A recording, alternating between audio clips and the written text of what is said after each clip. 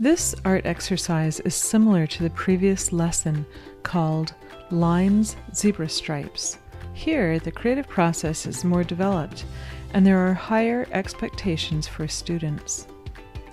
The purpose of this art exercise is to explore elements of design and to use different kinds of lines in artwork. Students should learn that elements of design are building blocks for creating artwork and that lines are an element of design. Students will learn about the creative process for artwork. This process will be repeated in many art exercises found on my website and is a foundation for creative success. The creative process will engage students in analytical thinking and will provide opportunities for integration with other areas of study. The creative process includes 4 steps: inspiration, planning, creating, and reflecting. This art exercise also provides opportunities for counting, sorting, reading, and printing. This art exercise has been divided into 2 phases. Start by gathering inspiration.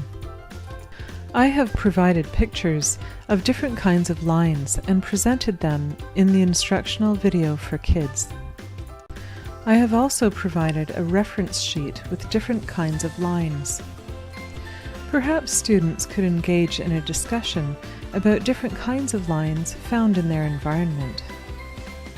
Students should experiment with different media such as markers, pencils, crayons, pens, and more.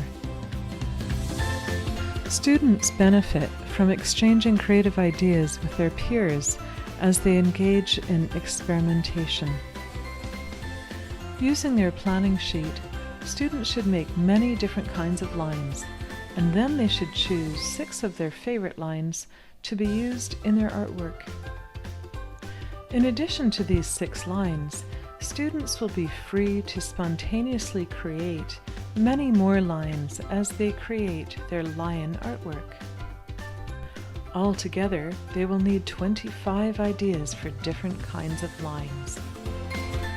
Here is a statement from the Ontario Visual Arts curriculum. Research clearly shows that the exploration and experimentation phase is a critical phase in the creative process.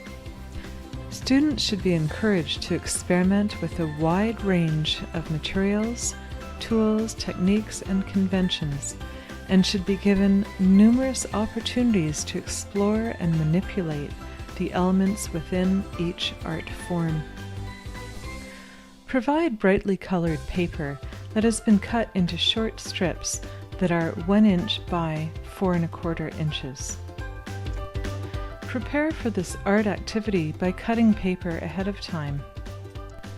A paper guillotine can easily cut through several layers of paper at the same time, making this a quick job. Each student will need 25 pieces. Using various dry media, students should draw each of their 6 favorite lines from their planning sheet onto strips of colored paper. Students should continue to create lines on strips of paper until they have 25.